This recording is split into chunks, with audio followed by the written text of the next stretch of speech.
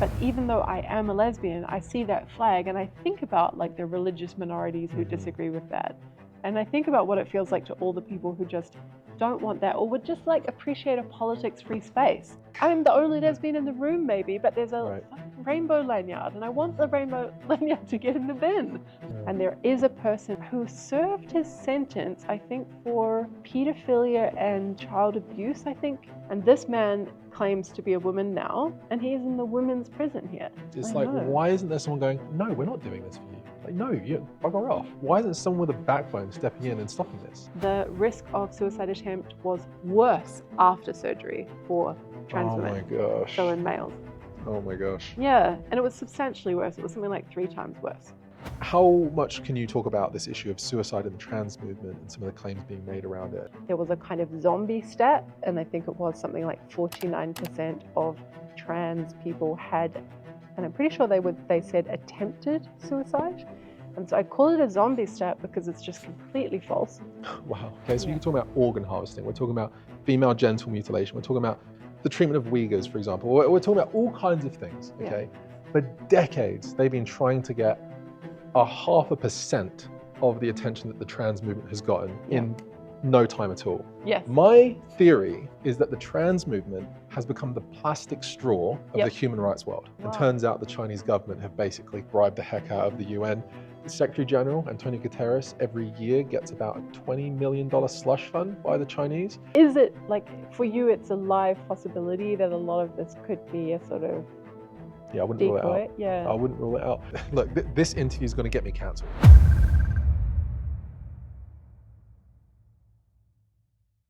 All right. Well, Holly Lawford-Smith, pleasure to have you on the show. Thanks for making the time. Look, you're a left-wing, lesbian, radical feminist professor at the most left-leaning university I can think of in the Southern Hemisphere. And yet even you've got a problem with the broader impact of the trans movement. Tell me, what have been the consequences of you speaking out? A lot of stuff has been social. So in a sense, that's good, right? Because it's not, I haven't been fired. And I certainly haven't had I've had legal help with my employment situation sometimes, but I haven't had any legal consequences, for example. I've had immense social pressure, social disapproval. I would call it a kind of blacklisting disciplinarily. I'm not invited to things. It's very conspicuous by its absence. Like there could never be a feminist philosophy conference where they invited a gender critical person. That would just never happen. We in general, there's like a handful of us in the world. We are not cited by the people whose work we are objecting to or criticizing. So there's sort of trans inclusionary feminism and trans philosophy going on, and it just pretends we're dead or whatever. We're just not in the bibliography where we normally the dissidents would be. Wow. And of course it's I don't know, there's sort of maybe the low level stuff would just be people kind of avoiding you if you do go to a conference that they're at because they disagree with you, and the higher level stuff would be the theatrics of it. So they get invited to Melbourne on some grant money for some colleague, but then I can't possibly go to Melbourne because Holly Lawford-Smith is in that department, so it's the guilt by association of going into the city that you're in. Exactly, yeah. Wow. There's been feminist professors doing I'll never be able to go back to Melbourne. To Melbourne, the whole city. This is insane. Wow. Wow. Well, look, there's so much to talk about. It's a real struggle to think where to begin, but we hear a lot about trans rights activism, and we hear a lot that trans rights are human rights. Yeah. What do they mean by that? What human rights do they not have that they're fighting for? Because I've not so far been able to really pinpoint it. So I think in their most, if we're assuming their best representative, for example, I think might point to something like housing or employment discrimination, maybe sort of, I don't know the statistics on that, and I think also there's an issue in this area of assessing the veracity of the claims, because often the lobby groups make really exaggerated claims, and when you check the statistics versus the more careful sources, there's a huge mismatch. But I think that's something like what they would say, that there is still some discrimination in the sorts of public services that other people don't experience that problem with. And then, of course, it gets more controversial. I think they would also point to healthcare. So they would say that what trans people need for like health is denied to them, or they have to pay privately and it's very expensive. So things like sex reassignment surgeries, or what they would call gender affirming surgeries. Again, it gets controversial because then we get into the whole thing of whether that is really what they need for their human rights to be realized. And then maybe just another thing to flag is, even though they can probably point to some of these things where it might look like they are at a disadvantage relative to non-trans people or certain cohorts of non-trans people, what are they really pushing for in the public sphere in multiple countries where this is playing out? What they're really pushing for is not any of those things. It is the right for a man to be treated as a female in all respects because he identifies as such, and vice versa for the women. At the drop of a hat as well. Yes. Yeah. And so the whole like trans rights are human rights. I have the human right to self-identify my legal sex and then to be treated as that for all purposes. I think that's really what they want. See, that's not a human right. Like in the United Nations human rights law, there's nowhere that says that, and that trans people are being avoided that right. Yes. Do you know what I mean? It's like they want to create new rights. And I think that's where it's getting a bit strange. Yeah, I mean, where could they fit that in? I guess some sort of freedom of thought and expression or something. Maybe they're going to say that, like, if they really have freedom of expression over their, like, gender, if there's really freedom of gender expression, but then, yeah, I don't know how you get the moving part that's like, well, then that has to be that they are legally the other thing. Why not just, people are allowed to dress how they like and say what they like about themselves, and no one else is allowed to discriminate. For me, the hard thing is always, I never get what's the rest of the argument that gets you to, and now I should be treated as female.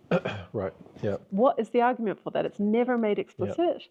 And the other thing about, I think there's also a misunderstanding what human rights are. Like human rights are rights that you have that can only really be violated from a government level down. Yes. So, you know, if for example, if I were to beat you up, that would be, I believe, I'm not an expert on this, but it's more like a criminal offense, as opposed to if like government, you know, if the police did it to you, then it's different. So it's coming from a human rights level, it's government to citizen level. For example, housing stuff, like unless it's government housing and it's just, you're just looking to rent somewhere, like that wouldn't be a human rights violation, I don't think.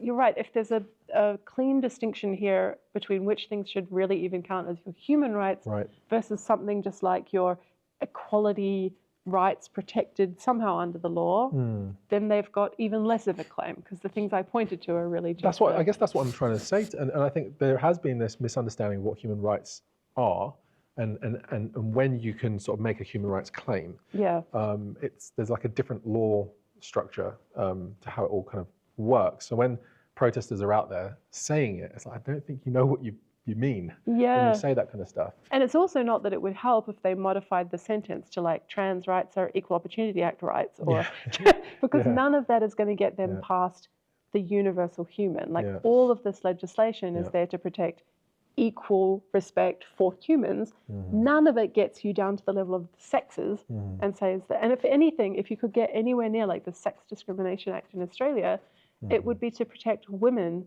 and women's equality with men. So still that's not going to get you, well, if a man decides he's a woman, he gets protected. So So one of the other things that I think the trans movement have been quite vocal on is the worries around suicide for trans people, and that in order to reduce suicide rates, you need to do X, Y, and Z, and then they make the claims that need to be. How much can you talk about this issue of suicide in the trans movement and some of the claims being made around it, and how we can, help people that are struggling with mental health? Yeah, so it's a very interesting feature of the debate, especially a few years ago, how much there was a kind of zombie stat, and I think it was something like 49% of trans people had, and I'm pretty sure they said attempted suicide. And so I call it a zombie stat because it's just completely false. Wow. But it was being wheeled out just left, right, and center. Yeah, I think I've heard that, as this, and I think that if that's true of a community, that they desperately need a thing, and when they don't get the thing, 49% like are attempting suicide. Yeah. That's a kind of moral emergency, right? Yeah.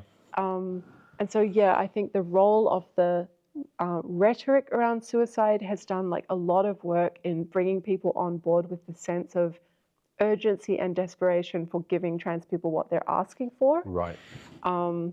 Okay, and then when you actually look into it, which of course it's a dangerous thing to do, to challenge the narrative of a marginalized group who is claiming to be in this moral emergency. Because people would worry that you don't care about people that are suicidal and you're trying to undermine them. But carry on. Yes. Why aren't you just getting them what they need rather than fact-checking them? Right. How dare you? But luckily there were some highly motivated and gender-critical people who were willing to do the fact-checking. And so there are a few interesting things that like now I think are better known. One is just that people constantly conflate suicide ideation and suicide attempt. And ideation means giving suicide some thought. Right, okay. Which of course many more people do than would ever seriously attempt on their life, right? Yeah. Okay, so if you just sort of hear the word suicide and then you get a stat associated with that, it's going to be very different whether you mean ideation or you mean attempt. Yes, Someone looked into the absolute rates of suicide for the trans community are extremely low. So a sociologist at Oxford called Michael Biggs looked into this for a 13-year period of people in the UK on a gender clinic waiting list, I think it was. And it was 4 people in 13 years who had actually committed suicide, which of course is, these are tragedies, individual tragedies, but 4 in a 13-year period is not a high. And what was the sample size? Like, was it a lot of people? Oh, I don't remember. Like, it wouldn't be like 10 or 15 people, and then you got 4 people from that. It would be a large. Absolutely not. Okay, it would be a large sample. Yeah, no. So there's 2. So one thing is like the absolute rates are very low.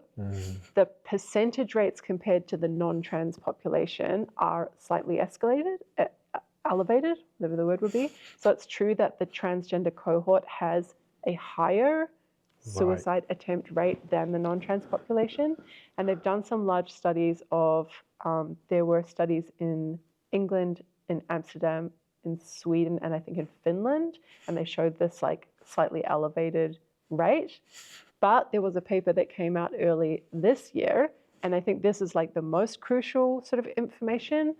It showed that once you control for psychiatric comorbidities, that disparity disappears. Okay, so it's not that gender dysphoria is predictive of suicide attempt or suicide ideation and then attempt. Yeah. It's that psychiatric comorbidities have a high correlation with suicidality. And it's such an important piece of information because this, again, I was fishing around trying to find the information before this interview, but the trans community has, I think, a 70% higher psychiatric comorbidity than the non-trans community. Right. So this, it's like the real thing that's going on is this thing. Yeah. And I can see how it gets, I guess one thing that gets mixed up in the clinical setting in that like gender critical people have been trying to comment on is that there's this assumption, not evidenced, that it's the gender dysphoria that's at the root of everything else. So if you think, well, this person has borderline personality disorder and gender dysphoria, but so long as we just trans them, then the borderline personality disorder will disappear. Yeah. That's a kind of assumption. It's always the trans thing is at the foundation. Right. It's putting the cart before the horse. I think instead of gender dysphoria being downstream from larger sort of psychological issues, it's being made out that the gender thing is at the heart of it, and downwards from there come psychological issues. Yes. And that in order to solve psychological issues, you need to solve their gender dysphoria by giving them, chemical castration or sex gender reassignment surgeries.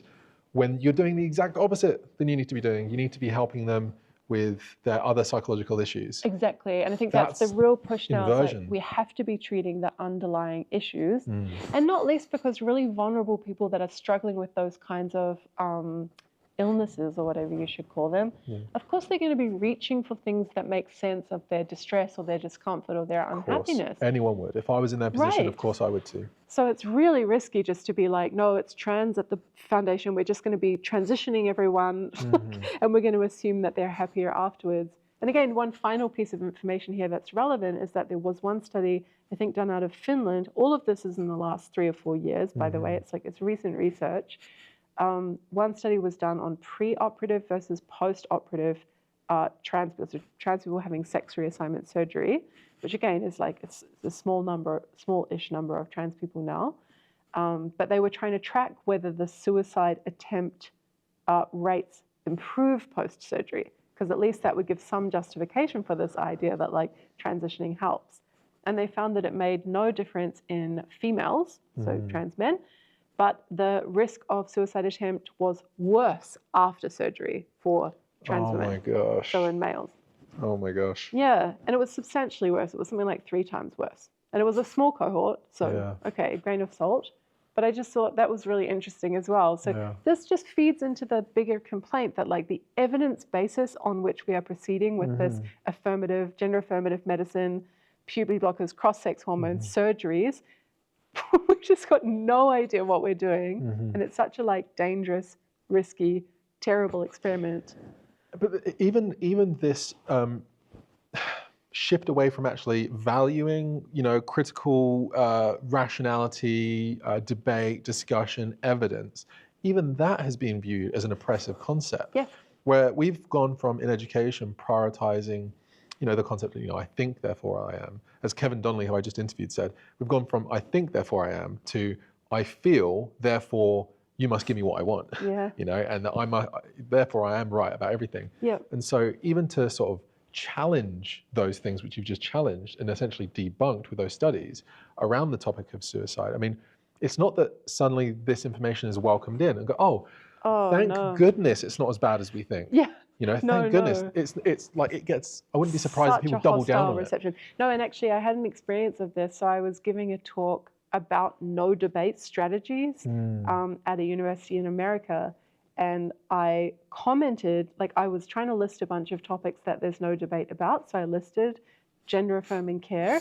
And then I mentioned in the course of the talk, like there's this suicide stats are often used to motivate this approach, but they're false. And 2 of the people in the audience really kicked off about it to the point that they were accusing me, which I don't know how much you know about academic seminar behavior, but it's usually like people are well behaved. Right. Like you never just like emotionally kick off at a speaker, but they were just convinced that like it's more likely that I'm just a completely unprofessional associate professor who's lying about the citations than that it could be true that the suicide stuff is false according to the activists. To me, it's like activists always exaggerate things because they're trying to get their politics pushed through. Yeah, and they've got no, there's no accountability if they're wrong. Right. They're the crowd. But here I am with like a lot to lose reputationally if I'm an academic giving a talk with bad information in it that I haven't checked, saying something that I know won't be well received, yet it's more plausible to those 2 audience members that I'm lying.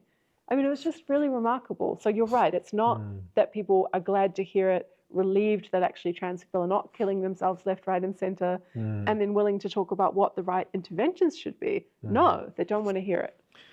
It's this emotional outburst thing. I mean, look, this interview is going to get me cancelled. Like, there's no doubt about it. Like, the thing is, I can talk about issues relating to the Iranian government or the Chinese Communist Party and the espionage and the spying and, family members being abducted and, that's serious, right? You've got threats with big foreign powers, centralized big governmental powers through wanting to speak up about this stuff.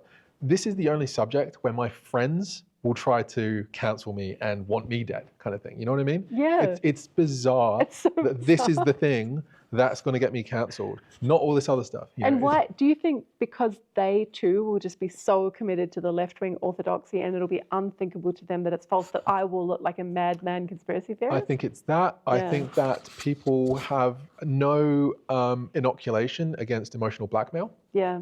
I think emotional blackmail works incredibly effectively. I think anyone that's been in a family where they might have a sibling that's been you have to walk on eggshells around, or there's emotional blackmail going on, will be a bit more inoculated about what it kind of looks like. Yes. But for a lot of people, they're just not prepared for it. Yes. So the moment you tell them you believe this, you're a bad person, it's okay, yes sir. Because people don't want to look like bad people, and they don't want to go through what you've gone through and other people like it have gone through for trying to value at least something closer to the truth or the pursuit of truth and understanding and knowledge. Yeah. I mean, to be fair to me, it is my job. Yeah. Right? Like, and there are not that many people who have literally academic freedom to protect them until death, like, or forced retirement. You know, that's a very unique position to be in that very few jobs offer. So maybe there's a sense in which, like, I can afford to get cancelled, or I can afford to have the values where I just want to find out what's true and interrogate things and resist things and suck it up on the social cancellation. Whereas there's a lot of people that just don't have that privilege in their jobs. So I can sort of understand that there's more fear. There is more fear. But the thing, like, this is, like, I grew up in the kind of like skateboarding scene and listening to punk music, and it was always about questioning authority and always about trying to push back against the thing and the trendy thing, and trying to do, you know, trying to find your own way and challenging it. You know, it might end up being true, but don't just take it for face value. And what I struggle with is the image of the activist generation at the moment, claiming to be so avant-garde, but so clearly being so corporately like greenwashed or pinkwashed, however you call it. I agree, but they wouldn't see it that way, right? Like, if they framed things in the sense of like, oh man, look at all these corporations just doing this like embarrassing trans and LGBT washing, and we're just going along with it, then I think they would repudiate it. It's because they think they are the mouthpiece of the oppressed. That is so true. Yeah. So maybe we'll be able to get that reframing through at some point, and then they'll stop it. But I think they'll never stop it if it's like, oh, you should question everything, including Indigenous people. Right. No, that's no. There might be people that are going like, why on earth do you care if someone decides to identify as this or that? Why do you care that there's laws trying to help those people? What is the concern of the broader impact of this? Yeah, there's concerns in several different areas. So one concern is of women for what were previously female-only spaces, that now when we rewrite legal sex, and that means that a male who is legally female can access or use all previously female-only services, spaces, and provisions. So some women really don't want that. A woman who really enjoys the women's gym doesn't want men there. Okay, so there's a whole range of services where that might matter. Prisons, sports are the ones that are tending to be, well, actually sports is really the one that's in the news a lot. Sports is a big one. Prisons should be. But yeah, I mean, the prison, I mean, what are some examples off the top of your head from the prison? I've heard some awful stories that have been happening where men are identifying as women, going into women's prisons. And could you tell us a bit about that for people who don't know? Yeah, I mean, I don't have the stats to my fingertips, but I remember there was a piece by Barbara Kay about the Canadian situation, and it was some shockingly high percentage of convicted male criminals who had in the last year requested transfer to the women's estate. And you can understand how I mean, I don't know, I don't have the lived experience of a male criminal, but it seems to me that it probably is nicer in the women's prison. It's probably less dangerous. You probably have sexual opportunities that you wouldn't have in the men's prison. All sorts of like very obvious reasons why you would want to provide some safeguarding against men merely being able to switch estates, put the women in those estates at risk. And yet there isn't, because the approach to trans identity is taking people's word for it. So you've got a male convicted of crimes against women who can then just claim that he's now transgender, and then have at least be taken seriously for his request to be transferred to the female prison. And there is a person in Victoria who served his sentence, I think, for pedophilia and child abuse, I think. I'm forgetting the exact details, but he served his sentence in Germany, then was deported back to Australia. And when he got here, he assaulted a woman in the street. Luckily, it was like a Good Samaritan intervened. And this man claims to be a woman now, and he is in the women's prison here. Jeez. So this is like a very serious convicted criminal who has then assaulted a woman, and nonetheless, because of his trans identity, is in the women's prison. See, what's shocking to me is that the prison staff, the whole criminal system would bend over backwards to allow that to happen almost. It's like, why isn't there someone going, no, I'm sorry, I'm not worried about hurting your feelings here. Like, you're definitely a dude. Yes. You definitely got, like, you want to sexually exploit women. You've definitely got a history of it. No, we're not doing this for you. Like, no, you bugger off. You know, why isn't Why isn't someone with a backbone stepping in and stopping this? Yeah, why not? I don't know. Well, There is a real mystery here, and I don't think I have the answers as to like exactly what all this bizarre. It's deference. It's like bizarre deference and maybe cowardice, because I think it's hard to have that situation described to you and not see the problem. I understand, like, if a lot of people in power are men, just how the sort of proportions go, and don't really, just maybe have never thought about the value of like a women-only gym. Okay, maybe that's just kind of outside of the experience of certain law and policy makers, such that it's hard for them to empathize with that. That's fine. That's on the gender critical feminists to make the case for why women-only spaces are valuable to women and should be preserved.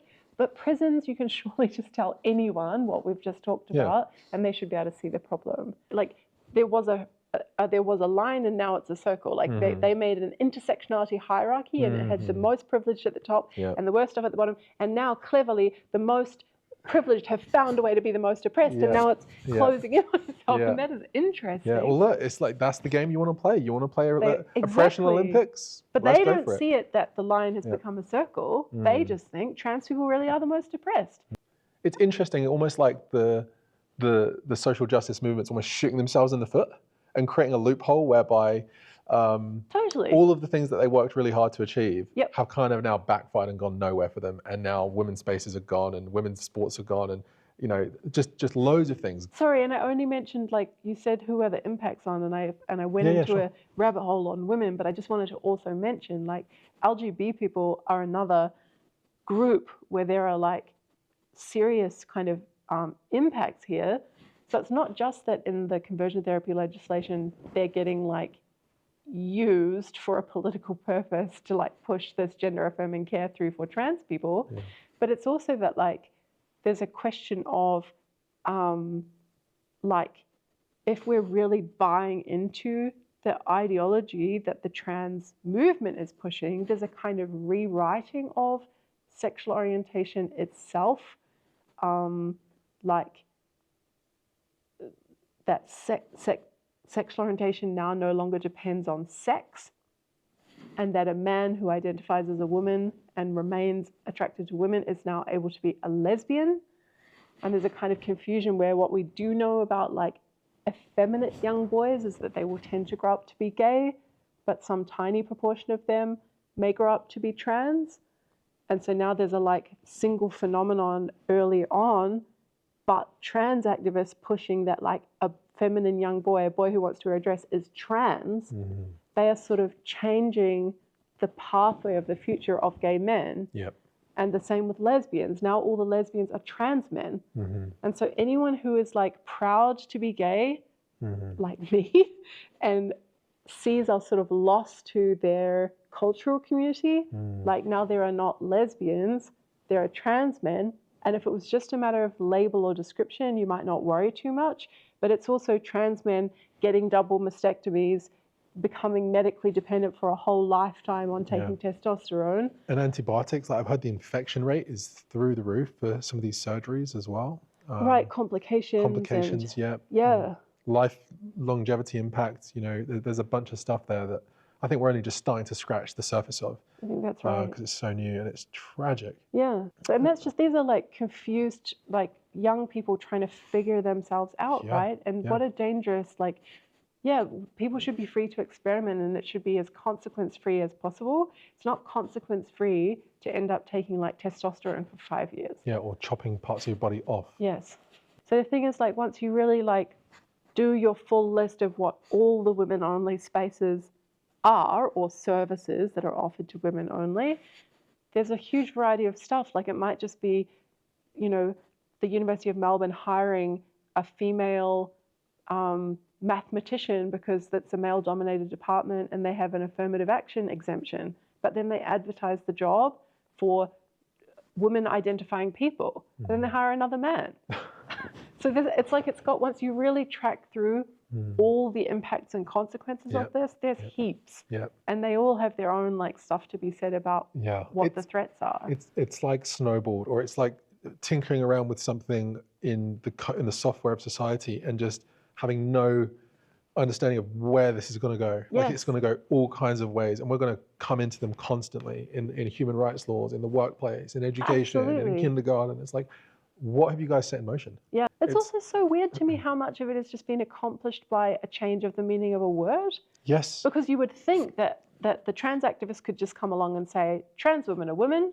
If a man feels like a woman, then he's a woman. And that the feminist community or all the policymakers could respond and say, oh, that's fine. If that's what woman now means, we'll just make sure we relabel the prison female prison. We relabel women's sports female sports. Like that's what could have happened. We could have just said, oh, cool, like, yeah, you're marginalized, you get to colonize that word, but we'll just make clear that all these other things we have them for a reason, like because of the historical discrimination against female people. So they're not for you now just because you've called yourself this thing. But somehow, for some reason, instead, we've just said like, oh, you're a woman now, cool. Come on into the affirmative action program. Yeah, right. What on earth? Well, this language is one of the bedrocks of civilization. There was that movie called Arrival. I don't know if you ever got to see a movie. It's a great movie called Arrival. And it was this debate about whether science or language was the bedrock of civilization. I believe it was Orwell or someone who's used to talk about like how double-speak and words being changed would dramatically impact like this dystopia. And I never used to understand how that could happen until it's happened in front of my eyes. And you think, wow, literally just changing some words and the beliefs and connotations surrounding that word can radically change the way society looks.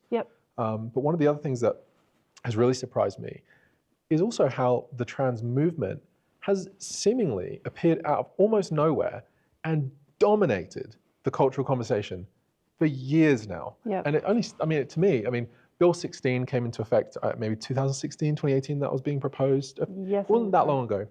But when that was coming into effect, no one put pronouns in their email list. No one talked about that. And within such a short space of time, it's just boom, it's gone everywhere. And to me, there's just something suspicious about how widespread it's happened. And I wanted to ask you whether you felt there was anything in your mind that makes you feel that something about this movement is manufactured. There used to be a term called astroturf. Do you know that? Like grassroots movements that were kind of fake grass, so astroturf. I don't have the sense that it's astroturfed. I do have the sense that once you understand that trans women are men, a lot of it makes sense. But I'm not saying that that's all of the explanation. I think that there's going to be all these other parts of it too. Like, I like this explanation of Stonewall becoming bored after gay rights succeeded, but having the institutional, like, needing to find a way to carry on and keep that funding. And who's Stonewall, by the way? Like the UK major gay rights charity. Okay, this is getting on to... And same for ACON in New South Wales in Australia. There are these big organizations that get tons of money to do like gay rights stuff, and they just pivot to trans. That's a big part of it too, I think. This is onto the money, see. So there was a lot of NGOs that were set up to try and further gay rights, gay marriage, those kinds of things. And then they achieved their goal. And now they've got to face either losing their job, closing down their NGO, all the facilities, all the staff they had. Great, we've achieved our job now, we've got to go get 9 to 5 somewhere. They had to find something else. Exactly. Okay, so this is my gut feeling on this is, okay, so one of the reasons why I've been hesitant to talk about the trans issue is that it has already swallowed up like untold billions of combined human brainpower hours and airtime and money and resources. And I didn't want to get sucked into it. And because there's so many things that we could be talking about. And then something clicked for me and I was like, hold on a minute, I've experienced this phenomenon before. So I made a film for Netflix called Seaspiracy. And in that movie, we exposed how the environmental movement had made the be-all and end-all of saving the ocean banning plastic straws, okay? So we decided to do some research, and we found that plastic straws only accounted for 0.003% of plastic entering the ocean. And we couldn't find evidence of the mass-scale killing of wildlife by plastic straws. Even in the viral YouTube video of that straw being taken out of a turtle's nose years ago, the turtle survived. Meanwhile, we could point to how 500,000 sea turtles were definitely being killed by the fishing industry every year. And that the plastic waste generated by the fishing industry in terms of fishing nets amounted to something like 90% of the plastic swirling around the Pacific. Meanwhile, the environmental NGOs were obsessed with plastic straws and wasn't achieving anything for the ocean, except for the fact that it was a demand they could put on the public to be part of a movement, to feel like they're doing something good for the world, and it brought in massive amounts of corporate sponsorships. Yes. My theory is that the trans movement has become the plastic straw of the human rights world. I think that's a promising explanation, and I think it fits well with like some explanations I've heard of like political parties love it because it's such a cheap and easy reform that you get all this like moral credit for doing it with the public. So I think that explanation has a lot of promise. But again, I just think it's going to be like 3 or 4 major things like that that are going to give us the total explanation of what the hell is this swift and huge uptake about. Yeah, because it doesn't make sense. It doesn't add up that this is all that we're talking about now in the human rights space, and it's dominated every building. Like when I came into this building, right? Every building has these stupid posters. There's the flat. Everyone's got a lanyard. Every email. It's so dominant. It's like pride flag central of the universe. Yeah. Everything has it on it, and all cultures diverse. It doesn't. Every shop. It's like, for God's sake, I know I'm welcome. Stickers everywhere. Yeah, I know. It's almost, gosh, it's definitely welcome here. Like beyond welcome.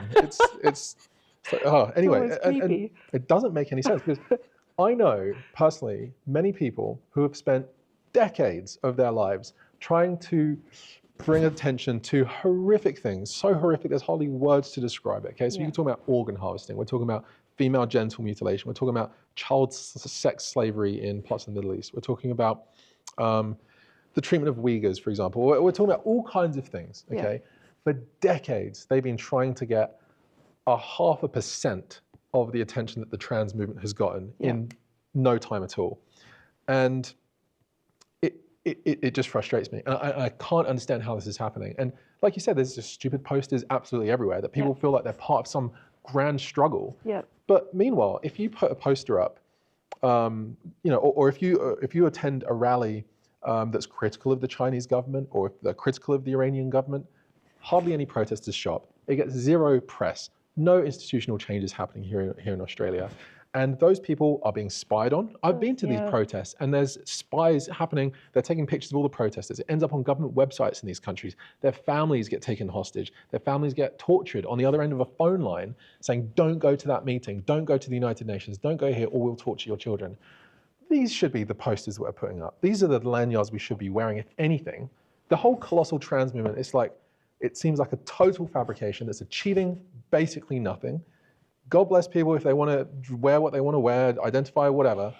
But like, come on, let's look at the big picture here. It's interesting because what you say, like in a sense, it's explanatory, right, of why people don't go to those more serious protests because they've got way more at stake. They reasonably feel a lot more fear about attending because there are real consequences for them. But again, that sort of, it does reveal the triviality of some of these, like, the gender expression rally on the steps of the library or whatever. It's just like, no one's got anything to lose. And so it's really hard to see that it's like weighty for them, or that they're not just kind of there for, sociability reasons or virtue signaling reasons. This isn't avant-garde. This isn't edgy. This isn't revolutionary. I don't know what was the thing at your school, but I remember my school in the UK, there'd be the latest thing. Like we'd all get like fidget spinners, or we'd have those Scoobies that you'd twist together or something, or there'd be the latest fad. Do you remember Coney 2012? Do you remember that? Yes, I do. And it's like suddenly everyone's getting T-shirts and stuff that goes along with it. It's like, wow, like you're 8 years old or you're 10 years old in a primary or secondary school. Do you think that was the first time though? I think it was. I think it was one of the first times that this sort of social justice thing became like the cool thing to do. I think so, yeah. Because before that, it was like we all cared about Britney Spears or Backstreet Boys or something. Yes, but it wasn't a global sort of justice issue. Everything has now become like, 10-year-olds are getting involved in politics and, and protesting. It's like, okay, well, look, there's things that you can protest for and stuff. I'm not saying you shouldn't. I'm not trying to poo-poo on all of it. But this has got to the nth degree now where this is this lunacy.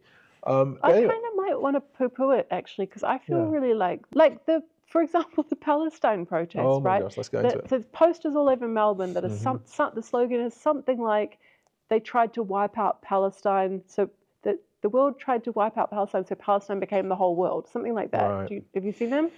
And then so it's just this relentless like poster campaign, people showing up, chanting every week, something. What do those people actually think they're achieving with that, like, this, you put your body on the line, you put your emotional energy. What are you achieving though? Looks good for your social media followers. Let's be honest. Let's be honest. Look, there's a so funny. I'll try. There's certain things I can't share about this, but I heard through the grapevine that there was a documentary being made by very well-known filmmakers in the documentary environmental space. Like I'm talking like Hollywood A-list level. Okay. And they were going to do a documentary about youth climate activists. Okay.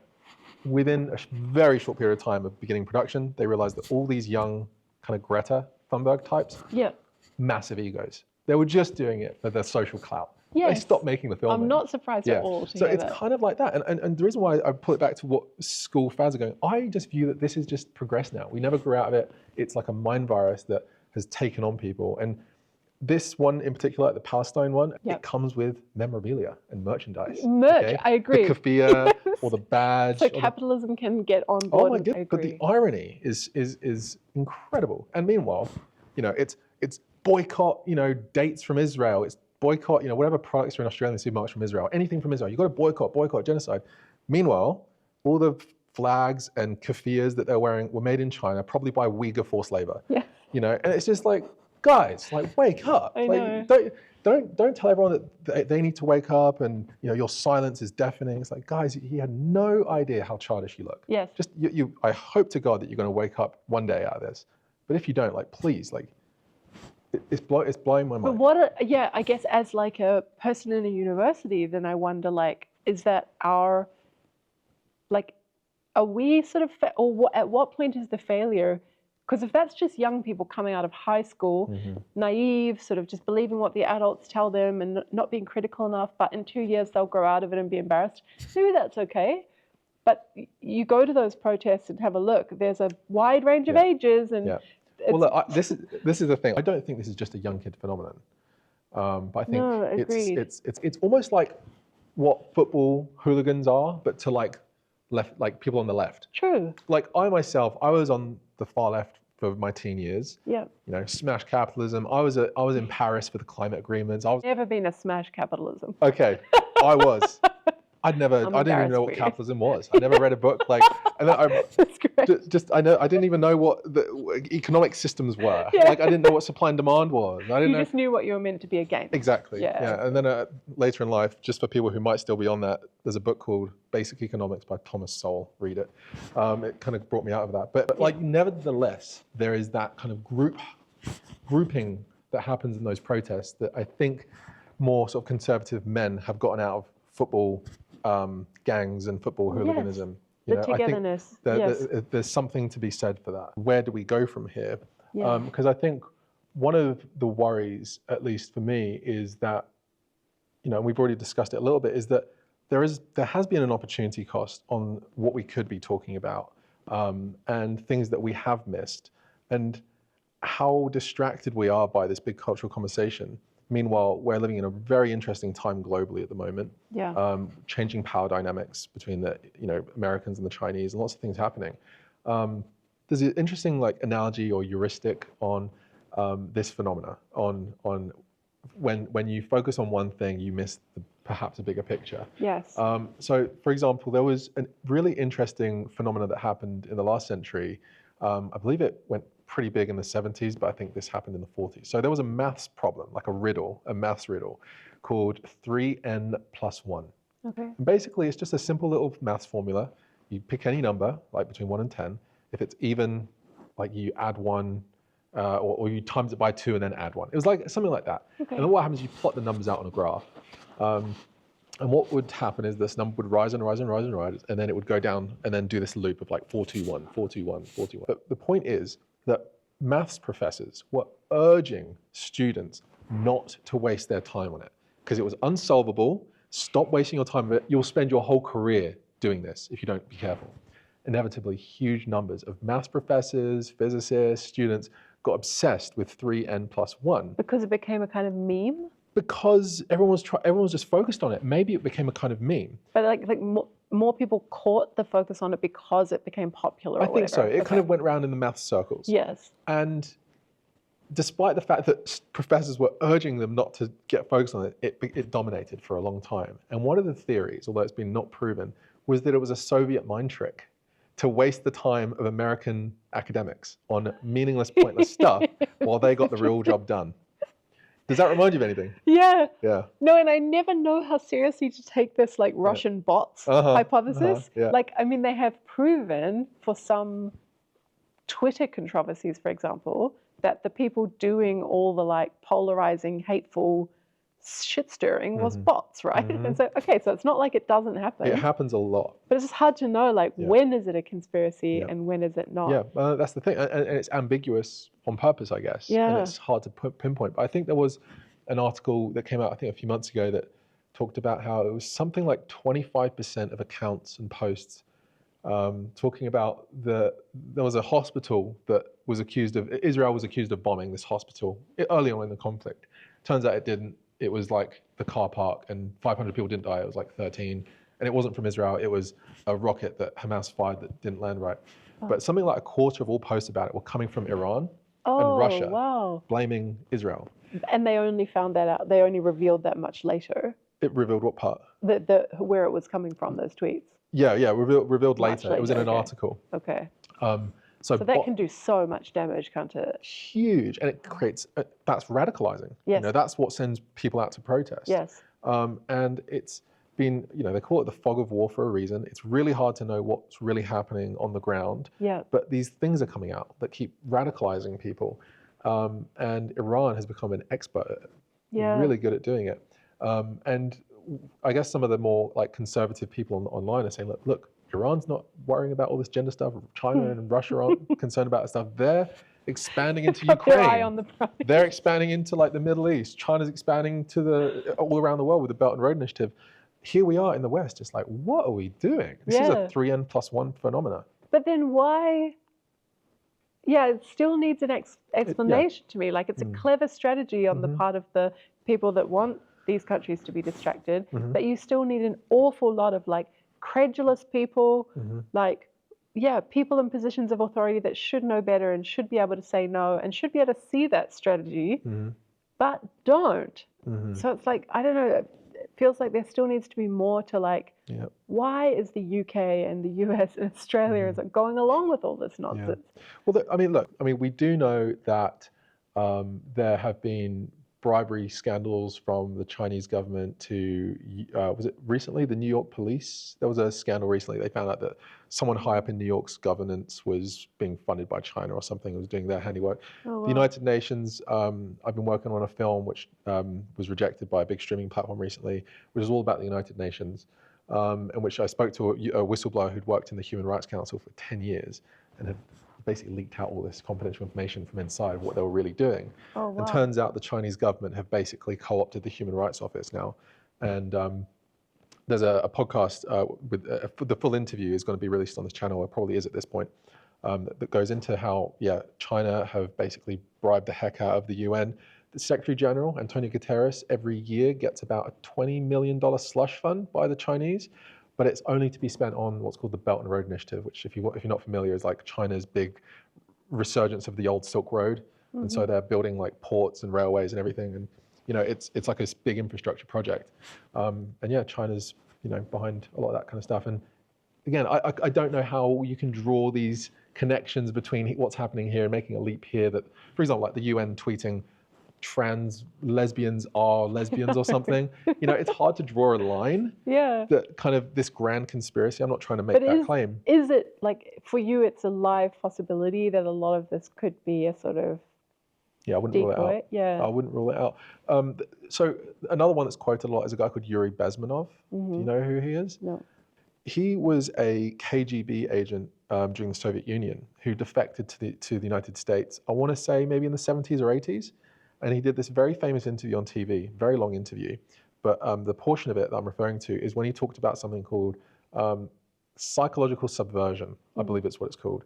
And he said it's a long process that the Soviets, we were working on, that happens over the course of decades, like about 30 years, where we subvert we subvert the minds of young people through primarily education institutions to demoralize them against their own country. So, their country's horrible, racist, evil, colonial. This sounds familiar. Yeah, and then what you have is a whole generation that are public, they're civilians, but also in government, who don't really have a backbone in terms of standing up for your country's interests, who don't want to join the military. So if you look at, probably think that's like nationalism in a bad yeah, that's way. exactly what I thought growing up. I think I'm not pledging allegiance. I'm not putting my hand on my heart to the flag. That's racist. That's horrible. Look at all the things that Britain done was horrible. And so it's just this kind of subversion, constantly demoralizing young people against their own nation and where they're from. To hate on the West is a big one. And even some of the early Marxist thinkers, there's a guy called Antonio Gramsci, there's a few others who knew that there would never be the kind of revolutionary uprising of communism in the West in the way that it happened in Russia, like the rising of a sort of bloody revolution. They felt like the only way to do it was what was called a long march through the educational institutions. And so it's been more of a sort of on an ideological level, a shift into a more like far left thinking, which is why a lot of professors and students are being taught by very far left kind of thinking. But anyway, so Yuri Bezmenov is a KGB agent who talked about this years ago, and I just wouldn't rule it out. I'm not saying that absolutely all these things are the case. I don't want to be a conspiracy theorist, but it's kind of a smoking gun. Yeah, it's like a smoking gun, and I think you can kind of maybe work backwards from that, because I think we've become quite naive to power dynamics globally, militarily speaking. We kind of think we're in a post-history era where we don't fight each other on anything anymore, and that we don't need to, right? Yeah, we don't need to, when really that's just a naive. I mean, who benefits from a population thinking that? Yeah. The enemy. Yeah. So that's exactly the kind of worry that at least a lot of people now have, including myself. It'd be so interesting if that's how things go. I mean, I think that's part of why Israel is being among other reasons, right? But being demonized for having a strong and what do you call that? Aggressive military or whatever. Because there's the sense that that's not necessary now. Yeah. But then if all this turns out to be right, it's not a conspiracy theory, and then Australia is invaded or whatever. And we do not have a strong military and a strong sense of... the UK, I believe, has the smallest army that it's had in something like 200-300 years, when the population 300 years ago was tiny. That's risky, isn't it? Compared to now. Yeah. We're not ready for anything that might happen. Like in World War II, I mean, yes, you had the conscription, which could change things, but then you're conscripting all these leftists who don't want to fight for your country, who are probably going to not fire.